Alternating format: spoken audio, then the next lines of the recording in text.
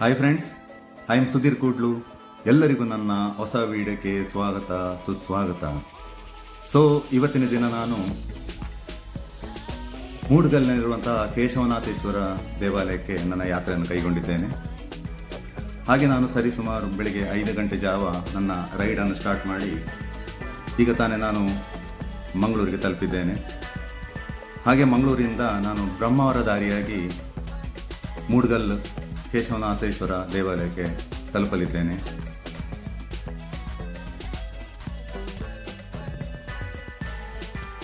ಕಾಸರಗೋಡಿಂದ ಸರಿಸುಮಾರು ಮೂಡಗಲ್ ಕೇಶವನಾಥೇಶ್ವರ ದೇವಾಲಯಕ್ಕೆ 172 ಕಿಲೋಮೀಟರ್ ಅಂತರದಲ್ಲಿದೆ.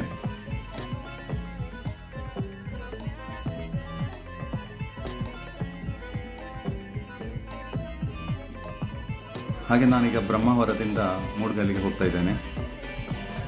ಎರಡು ಸೈಡ್ ಕೂಡ ದಟ್ಟವಾದ ಅರಣ್ಯ ಪ್ರದೇಶ. ನಿಮಗೆ ಯಾತ್ರೆ ಮಾಡಲಿಕ್ಕೆ ಒಳ್ಳೆ ಒಂದು ಡೆಸ್ಟಿನೇಷನ್ ಇದು. ಅದೇ ರೀತಿ ಫಸ್ಟ್ ನಮಗೊಂದು ರಿವರ್ ಕೂಡ ಸಿಕ್ತು. ಆ ರಿವರ್ನ ಛಾಯಾಚಿತ್ರವನ್ನು ನಿಮಗೆ ನೋಡ್ಬೋದು.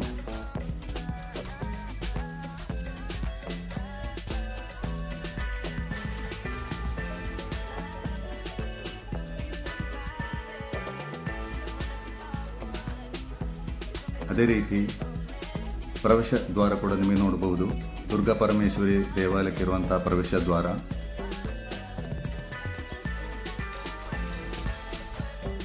ಹಾಗೆ ಪ್ರವೇಶ ದ್ವಾರದಿಂದ ನಾವು ಮುಂದೇನು ನಮ್ಮ ರೈಡನ್ನು ಸ್ಟಾರ್ಟ್ ಮಾಡ್ತಾ ಇದ್ದೇವೆ. ನನ್ನೊಂದಿಗೆ ನಮ್ಮ ವಿನೋದ್ ಉಪಾಧ್ಯಾಯರು ಕೂಡ ಇದ್ದಾರೆ.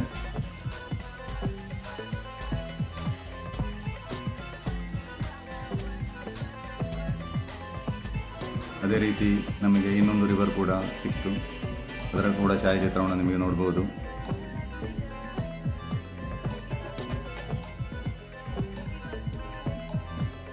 ಎಲ್ಲರೂ ಕೂಡ ಬಂದು ಎಕ್ಸ್ಪ್ಲೋರ್ ಮಾಡಿ ನಿಮಗೆ ತುಂಬ ಖುಷಿ ಪಡುವಂತಹ ಒಂದೊಳ್ಳೆ ಪ್ಲೇಸ್ ಕೂಡ ಇದು.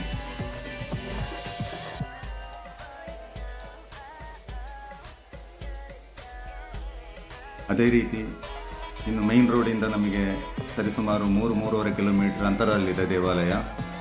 ದೇವಾಲಯಕ್ಕೆ ಹೋಗುವಂಥ ದಾರಿ ತುಂಬ ಆಫ್ ರೋಡ್. ಬೈಕರ್ಸಿಗೆ ಹೇಳಿದಂಥ ಒಳ್ಳೆ ಒಂದು ಪ್ಲೇಸ್ ಅಂತ ಹೇಳ್ಬೋದು.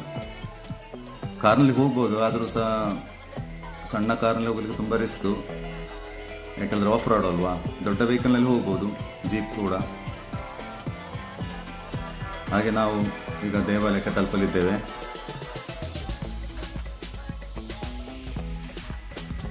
ಹಾಗೆ ನಾವು ದೇವಾಲಯಕ್ಕೆ ತಲುಪಿ ಕಾಲ್ನಡಿಗೆಯಿಂದ ಮುಂದೆ ಹೋಗ್ತಾ ಇದ್ದೇವೆ. ಹಾಗೆ ದೇವಾಲಯದ ಛಾಯಾಚಿತ್ರಣವನ್ನು ಹಾಗೂ ಅದರ ಮಾಹಿತಿಯನ್ನು ನಿಮ್ಮ ಮುಂದೆ ಪರಿಚಯಿಸಲಿದ್ದೇನೆ.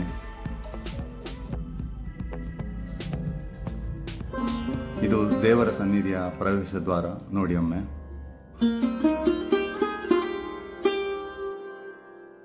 ಮೂಡಗಲ್ಲು ಹೆಸರು ಹೇಳುವಂತೆ ಪ್ರಾಕೃತಿಕವಾಗಿ ನಿರ್ಮಾಣಗೊಂಡಿರುವ ಈ ಗುಹೆಯೊಳಗೆ ಪೂಜಿಸಲ್ಪಡುವ ಕೇಶವನಾಥೇಶ್ವರ ದರ್ಶನ ಪಡೆಯುವುದು ಒಂದು ವಿಸ್ಮಯ. ಗುಹೆಯೊಳಗೆ ಸುಮಾರು 50 ಅಡಿಗಳಷ್ಟು ವಿಶಾಲ ಜಾಗದಲ್ಲಿ ಹರಡಿರುವ ನೀರು ಮತ್ತು ಆ ನೀರಿನಲ್ಲಿ ಹಲವು ಬಗೆಯ ಮೀನುಗಳು ಜೊತೆಗೆ ಹಾವುಗಳು ಕೂಡ ಇದೆ. ಯಾವುದೇ ಭಯವಿಲ್ಲದೆ ಹಲವಾರು ವರ್ಷಗಳಿಂದ ನೀರಿನಲ್ಲಿ ಸಾಗಿ ದೇವರಿಗೆ ಪೂಜೆ ಸಲ್ಲಿಸುವ ಅರ್ಚಕರು ಒಂದೊಮ್ಮೆ ನೋಡಿದಾಗ ಭಯ ಹುಟ್ಟಿಸುವ ವಾತಾವರಣ ಕೂಡ ನಡೆದ ಘಟನೆ ಉಂಟು. ಈ ಉರಗಗಳು ಯಾರಿಗೂ ಯಾವುದೇ ರೀತಿಯ ತೊಂದರೆಗಳು ಇದುವರೆ ನೀಡಿಲ್ಲ ಎಂದು ಹೇಳಿದ ನಂತರ ಧೈರ್ಯದಿಂದ ನೀರಿಗಿಳಿದು ಸಾಗುವ ಪ್ರಯತ್ನ ಕೂಡ ನಾನು ಮಾಡಿದೆ. ಕತ್ತಲು ತುಂಬಿದ ಈ ಗುಹೆಯೊಳಗೆ ಕೇವಲ ದೇವರ ದೀಪದ ಬೆಳಕು ಬಿಟ್ಟರೆ ಬೇರೆ ಯಾವ ಬೆಳಕಿನ ವ್ಯವಸ್ಥೆ ಕೂಡ ಇಲ್ಲ.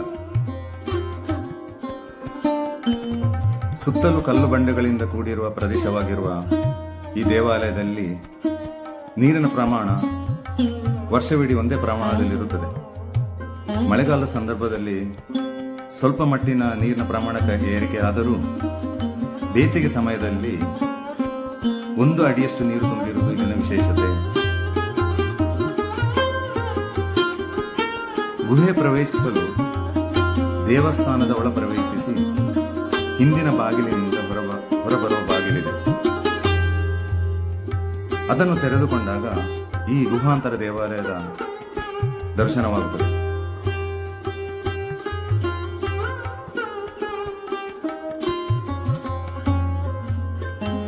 ಇಲ್ಲಿನ ವಿಶೇಷತೆ ಎಳ್ಳಮಾವಾಸ್ಯೆ ದಿನದಂದು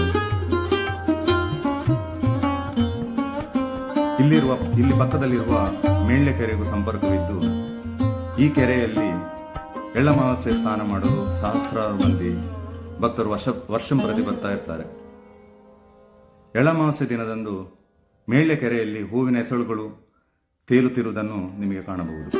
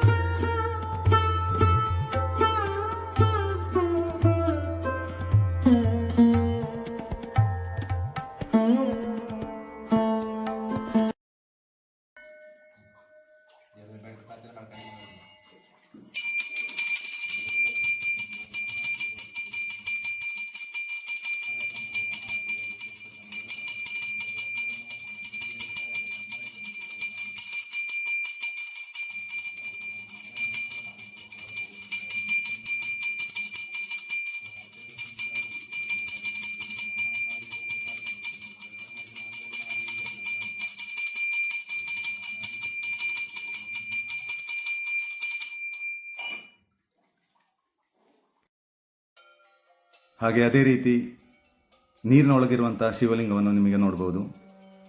ಅದು ಭಕ್ತಿ ಶ್ರದ್ಧೆಯಿಂದ ಮುಟ್ಟಿ ನಮಸ್ಕರಿಸಿ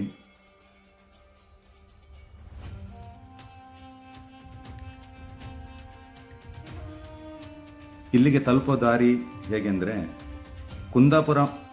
ಕುಂದಾಪುರದಿಂದ ಕೊಲ್ಲೂರು ಮಾರ್ಗವಾಗಿ ಕೇರಡಿ ತಲುಪಿ ಅಲ್ಲಿಂದ ಮೂಡುಗಲ್ಲಿಗೆ ತೆರಳಬಹುದು. 1ನೇ ರೂಟು. 2ನೇ ರೂಟು ಉಡುಪಿಯಿಂದ ಹಾಲಾಡಿ ಮಾರ್ಗವಾಗಿ ಕೇರಡಿ ಕೂಡ ತಲುಪಬಹುದು. ಹಾಗೆ ಎಲ್ಲರೂ ಕುಟುಂಬ ಸಮೇತರಾಗಿ ಬಂದು ದೇವರ ದರ್ಶನ ಪಡೆಯಿರಿ. ಈ ವಿಡಿಯೋ ಇಷ್ಟವಾದಲ್ಲಿ ಲೈಕ್ ಮಾಡಿ, ಶೇರ್ ಮಾಡಿ, ಸಪೋರ್ಟ್ ಮಾಡಿ. ಸಬ್ಸ್ಕ್ರೈಬ್ ಆಗದಿದ್ದವರು ಸಬ್ಸ್ಕ್ರೈಬ್ ಮಾಡಿ. Thank you.